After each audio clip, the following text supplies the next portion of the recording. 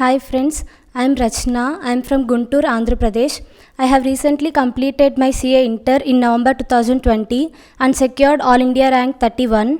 I have done my schooling in Jai Bharat High School, Krosur, Guntur district, and I have secured 10 GPA in my 10th class. నేను 10th క్లాస్లో ఉన్నప్పుడు ఒకసారి Mohan sir conduct చేసిన ఒక programme attend అయ్యాను. దానిలో CA course గురించి first time నేను విన్నాను. అంటే సిఏ కోర్స్ ఎలా ఉంటుంది, ఇంకా ఫ్యూచర్లో జాబ్ ఆపర్చునిటీస్ ఎలా ఉంటాయి, అలా దాని గురించి విని దాని గురించి ఇంట్రెస్ట్ కలిగింది. అలా సిఏ కోర్స్ జాయిన్ అవ్వాలని డిసైడ్ అయ్యాను. తర్వాత మా స్కూల్ డైరెక్టర్ని కలిశాను.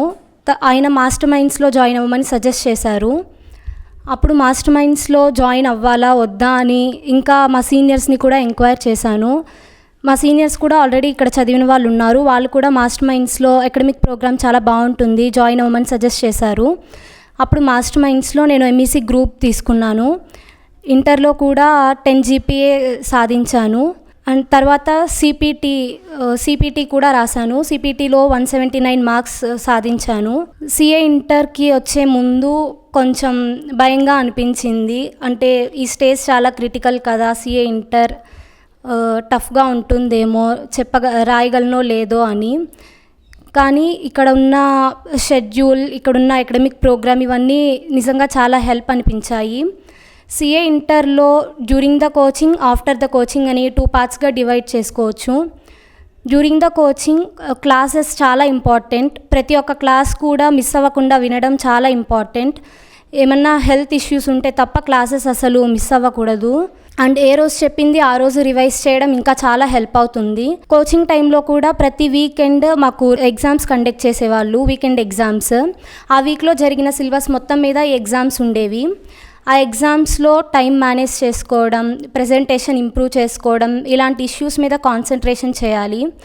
అలాంటప్పుడు మనకి తర్వాత రివిజన్ ఎగ్జామ్స్లో కూడా కంఫర్టబుల్గా మనం రాయగలుగుతాము. ఇంకా మనం కోచింగ్లో ఉన్నప్పుడే మనకి ఒక 2-3 సబ్జెక్ట్స్ని మనం పిక్ చేసుకోవాలి. వాటిలో మనం మ్యాక్సిమం 80 to 90 మార్క్స్ అలా సాధించగలిగితే మనకి అగ్రిగేట్కి కానీ ఏ ఇబ్బంది ఉండదు. మోస్ట్లీ ప్రాక్టికల్ సబ్జెక్ట్స్ని ఎవరైనా చూస్ చేసుకుంటారు. ఇంకా థియరీ సబ్జెక్ట్స్లో కూడా కాన్సెప్ట్స్ని క్లియర్గా అండర్స్టాండ్ చేసుకోగలిగి ఇంకా నీట్గా ప్రజెంట్ చేయగలిగితే థియరీ సబ్జెక్ట్స్ అయినా చూస్ చేసుకోవచ్చు. After the coaching revision exams and study hours బ్యాచ్కి మాస్టర్ మైండ్స్లోనే జాయిన్ అయ్యాను. రివిజన్ ఎగ్జామ్స్ టైంలో మాస్టర్ మైండ్స్ యొక్క షెడ్యూల్ చాలా హెల్ప్ అయింది. వీళ్ళు కండక్ట్ చేసే రివిజన్ ఎగ్జామ్స్లో ఆల్మోస్ట్ అన్ని కాన్సెప్ట్స్ కవర్ అవుతాయి. అలానే ఇంకా రివిజన్ ఎగ్జామ్స్ చాలా హెల్ప్ అయ్యాయి. రివిజన్ ఎగ్జామ్స్లో అన్నీ మనకి తెలిసినవే ఉండవు. ఎగ్జామ్స్లో మనకి తెలియని కొన్ని పాయింట్స్ కూడా ఉంటాయి. ప్రతి ఎగ్జామ్ తర్వాత మనకి ఒక కనీసం 2-3 పాయింట్స్ అయినా న్యూగా టచ్ అవుతూ ఉంటాయి. అలాంటి పాయింట్స్ అన్నీ మనం కేర్ తీసుకొని వాటిని కూడా ఒక చోట నోట్ చేసుకుంటే మంచిది. ఇంకా రివిజన్ ఎగ్జామ్స్ తర్వాత కండక్ట్ చేసే కౌన్సిలింగ్ అవర్స్ చాలా హెల్ప్ అయ్యాయి. కౌన్సిలింగ్ అవర్స్లో రివిజన్ ఎగ్జామ్స్లో మనం ఎక్కడైతే మిస్టేక్స్ చేస్తామో ఆ మిస్టేక్స్ అన్నీ రెక్టిఫై చేసుకోవడానికి ఉపయోగపడ్డాయి. ఇంకా టైం మేనేజ్మెంట్ ఒకటి రివిజన్ ఎగ్జామ్స్లో ఉపయోగపడింది. ఇంకా revision exams and study hours టైంలో డౌట్స్ క్లారిఫికేషన్ సెషన్స్ కూడా కండక్ట్ చేసేవారు. ఈ డౌట్స్ క్లారిఫికేషన్ సెషన్స్లో మ్యాక్సిమం మనకి కోచింగ్ ఎవరైతే ఫ్యాకల్టీ వచ్చారో డౌట్స్ క్లారిఫికేషన్ సెషన్స్కి కూడా ఆ ఫ్యాకల్టీనే వస్తారు. కాబట్టి మనకి డౌట్స్ అడగడానికి కూడా చాలా కన్వీనియంట్గా హెల్ప్ అవుతుంది. ఇంకా ప్రాక్టికల్ సబ్జెక్ట్స్కి మోస్ట్లీ ప్రాక్టీసే చాలా హెల్ప్ అవుతుంది. వీలైనన్ని ఎక్కువ ప్రాబ్లమ్స్ మనం ఆన్ పేపర్ సాల్వ్ చేయగలిగితే మనకి ప్రెజెంటేషన్ ఇంప్రూవ్ అవుతుంది. ఇంకా టైం మేనేజ్ చేయడం కూడా తెలుస్తుంది. ఇంకా థియరీ సబ్జెక్ట్స్లో కొన్ని కీ పాయింట్స్ అన్నీ మనం అండర్లైన్ చేసుకొని వాటిని రెగ్యులర్గా రివైజ్ చేయగలిగితే హెల్ప్ అవుతుంది. ఫైనల్ ఎగ్జామ్స్ ముందు ఇంకా ప్రీ ఫైనల్ ఎగ్జామ్స్ కండక్ట్ చేశారు. ఆ ప్రీ ఫైనల్ ఎగ్జామ్స్లో ఒక ఓవరాల్ వ్యూ వస్తుంది. అంటే మనం 3 అవర్స్లో రాయగలమా లేదా, ఇంకా ఏ క్వశ్చన్కి ఎంత టైం అలాట్ చేయాలి, అవన్నీ కొంచెం క్లారిటీగా అర్థమవుతుంది.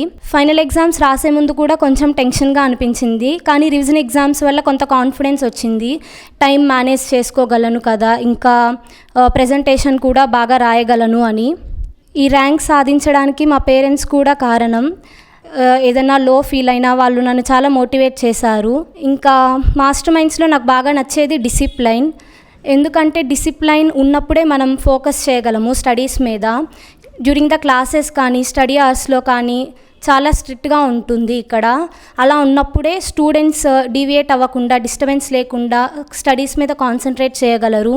సో నేను నా సజెషన్ ఏంటంటే సిఏ ఫౌండేషన్ తర్వాత వేరే చోటకి ఎక్కడికైనా వెళ్దామా లేదా అని కన్ఫ్యూజన్లో ఉండాల్సిన అవసరం లేదు. సిఏ ఫౌండేషన్లో మీకు రివిజన్ ఎగ్జామ్స్ ఎలా అయితే కండక్ట్ చేసి ఎలా అయితే అకాడమిక్ ప్రోగ్రామ్ ఉండేదో ఇక్కడ అంతకంటే చాలా బాగుంటుంది అకాడమిక్ ప్రోగ్రామ్ కూడా. కాబట్టి సిఏ ఇంటర్కి కూడా ఏ డౌట్ లేకుండా మాస్టర్ మైండ్స్నే ప్రిఫర్ చేయొచ్చు.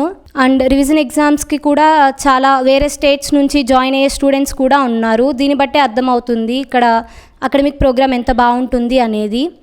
సో నేను నా జూనియర్స్కి కూడా ఇదే సజెస్ట్ చేస్తాను. మాస్టర్ మైండ్స్లో revision exams and study hours batches join అవ్వడం వల్ల చాలా హెల్ప్ అవుతుంది.